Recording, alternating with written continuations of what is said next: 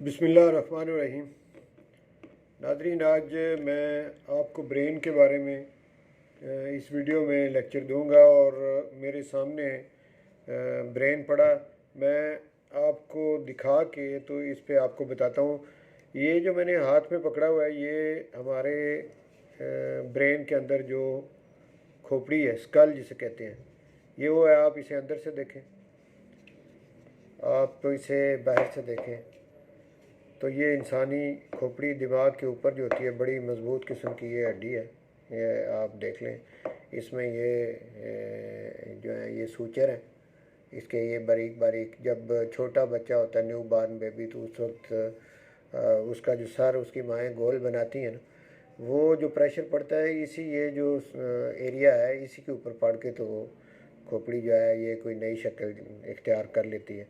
लेकिन जो जो बच्चा बड़ा होता है तो ये हड्डियाँ आपस में मजबूत होकर ऐसे जुड़ जाती हैं कि ये एक ही हड्डी नज़र आती है।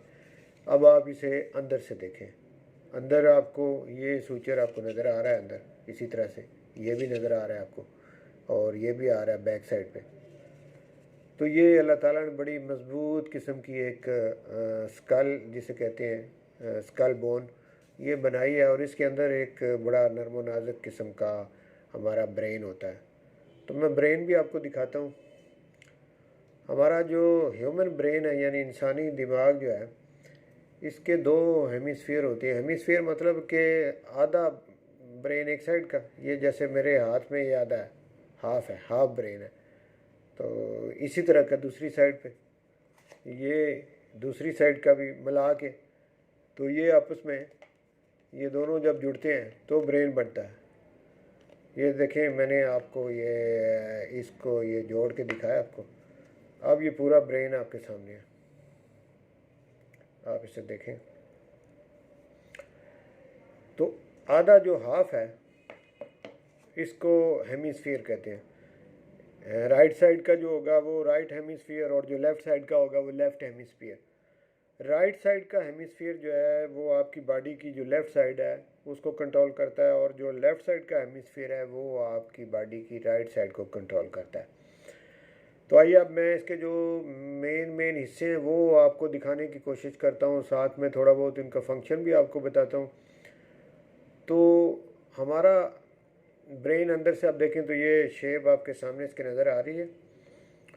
एक है बड़ा दिमाग जिसको कहते हैं, ये ऊपर इसके 4 लोब हैं, और एक नीचे जिस पे ये मैं आपको जो दिखा रहा हूँ, ये इसको छोटा दिमाग कहते हैं, या ये सेरिब्रम है ऊपर वाला, और ये सेरिबेलम है। ऊपर वाला जो है इसको सेरिब्रम कहते हैं और इसको सेरिबेलम कहते हैं। सेरिबेलम या छोटा दिमाग, और ये सेरिब्रम या बड़ा दिमाग। अब आइए, ये जो ऊपर वाला सेरिब्रम है इसके जो 4 लोब हैं उनके बारे में मैं आपको बताता हूँ। एक तो ये जिस पे मैंने ये 1 लिखा है, ये फ्रंटल लोब है, माथे की तरफ जो लोब होता है ये वो है।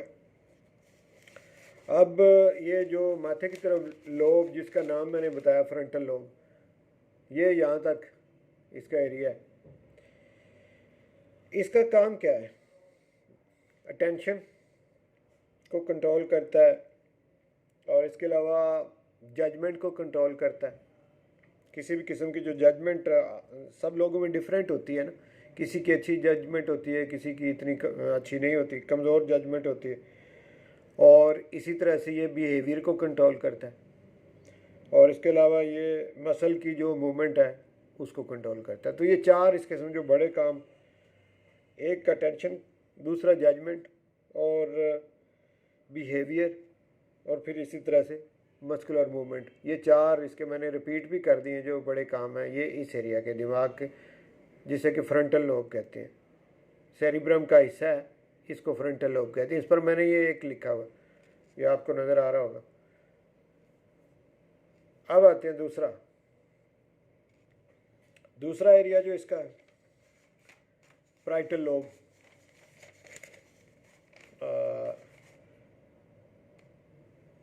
प्राइटल में ये एरिया इसका दूसरा, ये आपके जिस्म में जहाँ कहीं आपको पेन होती है तो उसको महसूस करना, इस दिमाग का जो एरिया इसका काम है। और कहीं प्रेशर अगर पड़ता है, जैसे ये मेरा अंगूठा है और मैं यहाँ से प्रेस करता हूँ इसको, तो ये जो प्रेशर है इसको महसूस करने वाला यही वाला एरिया होगा, ये जिसे कि पैराइटल लोब कहते हैं। और इसी तरह से अगर ये मैं अपनी अंगूठा या उंगली को मरोड़ता हूँ और मुझे पेन होती है तो पेन को भी महसूस करेगा यही वाला एरिया। इसके अलावा रीडिंग को कंट्रोल करना और फिर अंडरस्टैंडिंग जो है, आप कोई पैराग्राफ पढ़ रहे हो उसको रीड करना, उसको अंडरस्टैंड करना, वो भी इसी एरिया का काम है। और टच करना बॉडी को, और ये यहाँ पे टच किया तो इसका फ़ौरन दिमाग के अंदर जो पता चलता है वो भी इसी एरिया में। तो ये इसके कुछ मेजर काम हैं।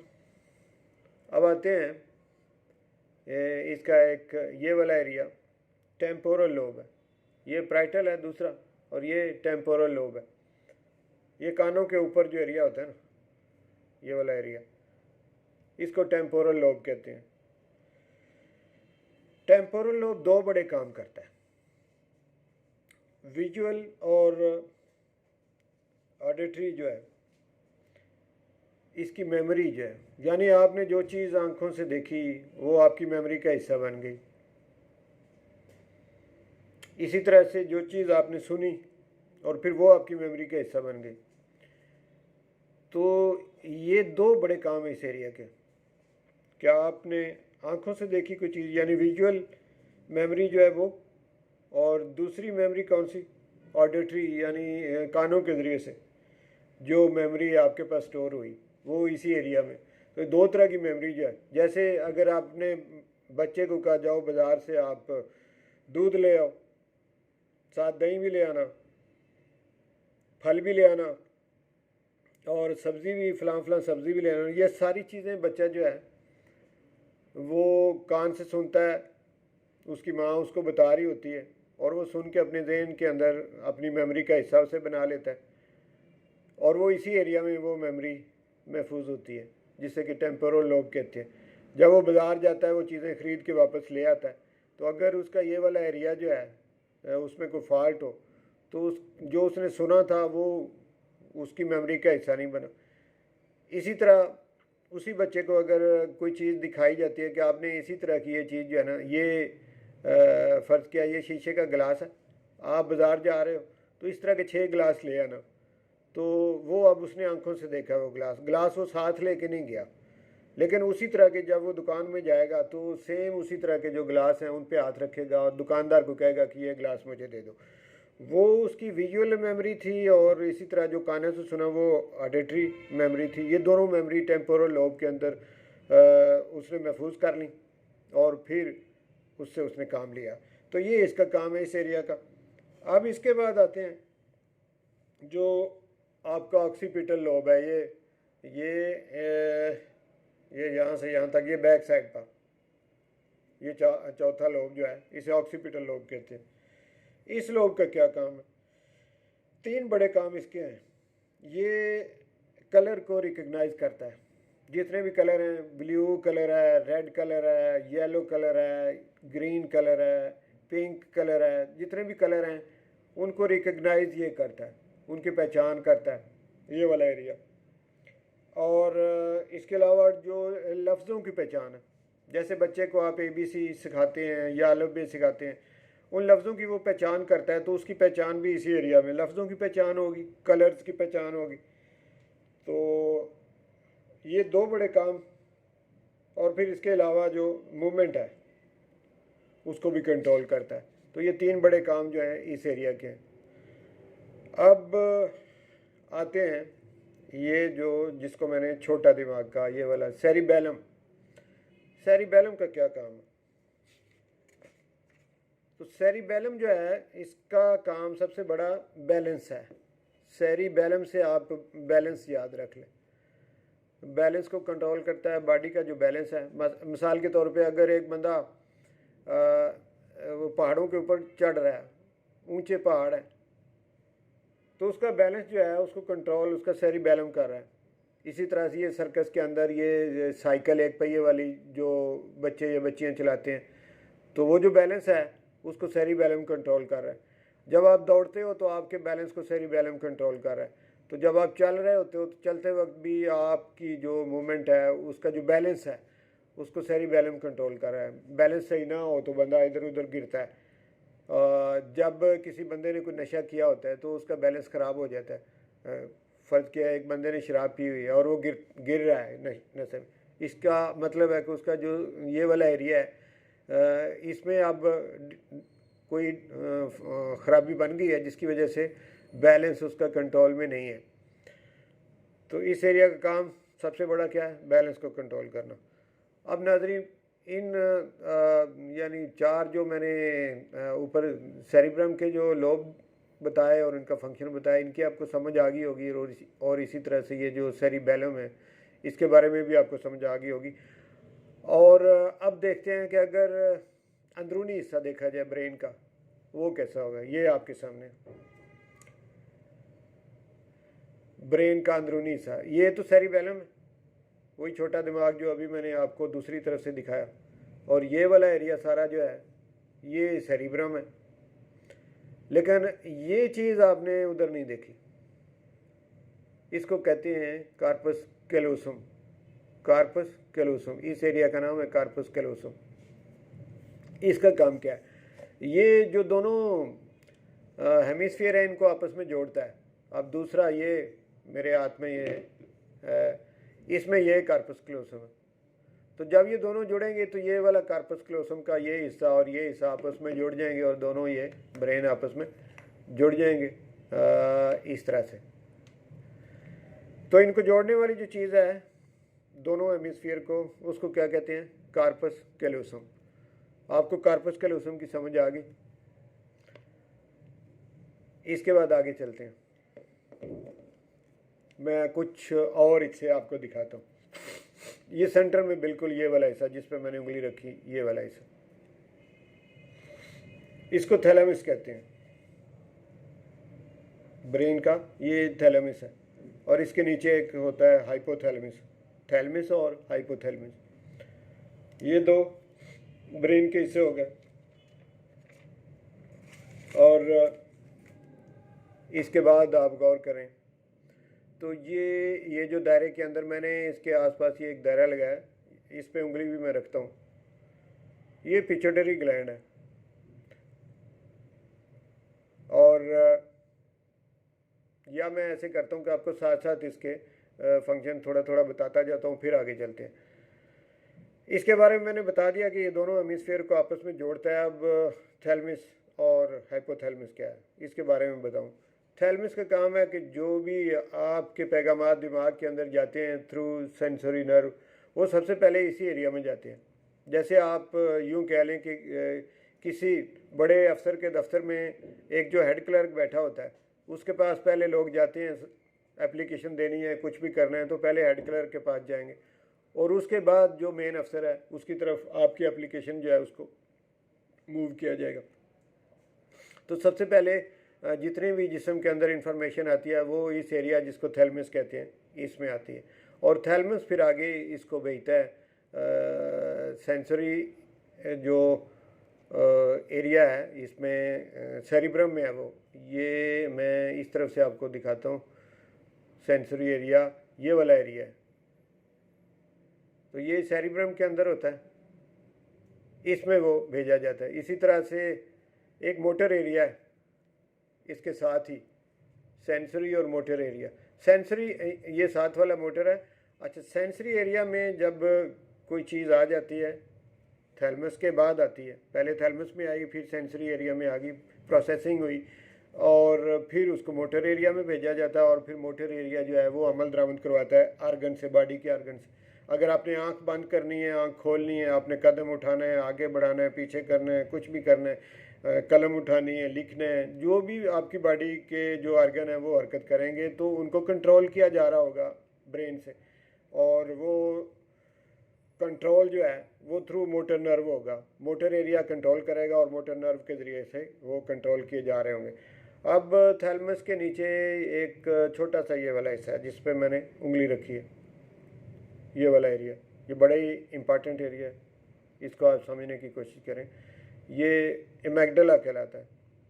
एमेगडाला आपके जितने जज्बात हैं, इमोशन हैं, वो सब यही छोटा सा ये नुक्ता ब्रेन में जो आपको नज़र आ रहा है, ये आपके तमाम किस्म के एहसासात, आपके जज्बात, आपको जो गुस्सा आता है उसको, आपको किसी पे प्यार आता है उसको, तो हर किस्म के जज्बात को यही कंट्रोल कर रहा होता है।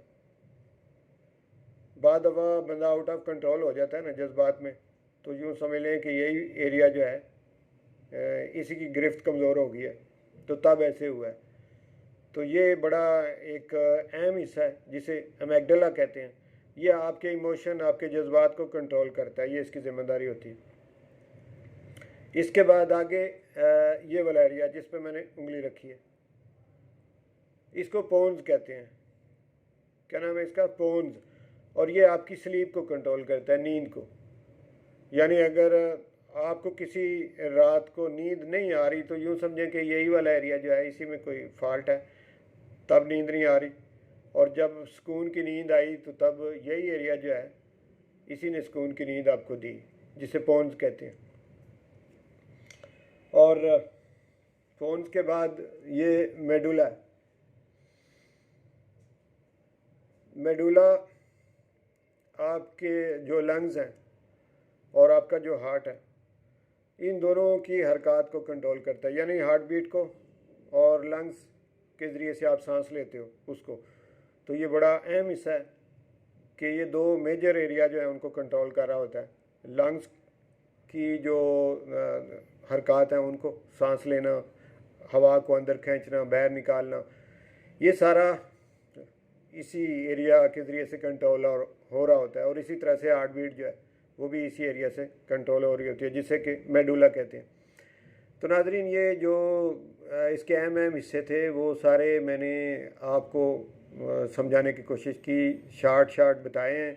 डिटेल में अगर इनके जाएं तो ये बहुत एक वसी इल्म है, क्योंकि ब्रेन को समझना आसान काम नहीं है। अगर खाली आप ये थैलमस का ही कहें कि इसकी डिटेल बताएं तो बहुत लंबा चौड़ा, इस पर कई वीडियो बन सकती हैं, थैलमस पे कई वीडियो बन सकती हैं, पोन्स पे। इसी तरह से ये एक चीज़, ये पिट्यूटरी ग्लैंड है, ये मैं बताना भूल गया कि ये छोटा सा एक नुक्ता से जो आपको नज़र आ रहा है, इसे पिट्यूटरी ग्लैंड कहते हैं। ये मटर के दाने के बराबर इसका साइज़ होता है। और ये आपकी बॉडी के अंदर जितने भी गदूद हैं, एंडोक्राइन सिस्टम जितना भी है, जैसे ये औरतों के अंदर हार्मोन्स का जो प्रॉब्लम होती है और चेहरे पे बाद दफ़ा बाल आ जाते हैं औरतों के, तो वो हार्मोन के मसले होते हैं। हार्मोन डिसबैलेंस जो होते हैं, जो चीफ है, जितना भी हमारा हार्मोन का निज़ाम है, जितने हमारी बॉडी के अंदर एंडोक्राइन ग्लैंड हैं, उन सब को चलाने वाला यही वाला ये छोटा सा जो पिट्यूटरी ग्लैंड इसको कहते हैं। इसे मास्टर ग्लैंड भी कहते हैं, क्योंकि जितने भी ग्लैंड्स बॉडी में हैं उनका ये चीफ है या उनका ये मास्टर है। तो ये 8 किस्म के हार्मोन यहाँ से पैदा होते हैं और वो हार्मोन स्टिमुलेट करते हैं जाके उस एरिया को, थायराइड ग्लैंड फ़र्ज़ किया, उसको जाके ये इसके हार्मोन जो इधर से निकलेंगे वो उसको जाके स्टिमुलेट करेंगे और वो फिर आगे कुछ हार्मोन पैदा करेगा। तो इसी तरीके से ये हार्मोन का सिलसिला जो है ये आगे चलेगा। जैसे एक ग्रोथ हार्मोन है, वो भी यहाँ से ही पैदा होता है, उससे बच्चे की ग्रोथ रुक जाती है। तो इस तरह के ये 8 किस्म के हार्मोन यहाँ से पैदा होते हैं और वो आगे जाके स्टिमुलेट करते हैं एंडोक्राइन जो सिस्टम है उसको, और वहाँ से जो हार्मोन नए पैदा होते हैं वो फिर आगे बहुत से एरिया को जाके कंट्रोल करते हैं और ये हार्मोन हमारे ब्लड के अंदर मिक्स होते हैं और मुख्तलिफ आर्गन तक जाते हैं। तो ये एक सिस्टम है एंडोक्राइन सिस्टम, उसको यहाँ से कंट्रोल किया जा रहा होता है। तो अब इस वीडियो में काफ़ी सारी इन्फॉर्मेशन मैंने आपको दे दी है। इंशाल्लाह इसी तरह और किसी वीडियो में, क्योंकि वीडियो काफ़ी लंबी हो चुकी है, 19 मिनट की वीडियो हो चुकी है, इंशाल्लाह और किसी वीडियो में फिर ब्रेन के मतलब आपको इन्फॉर्मेशन दूंगा। बहुत शुक्रिया।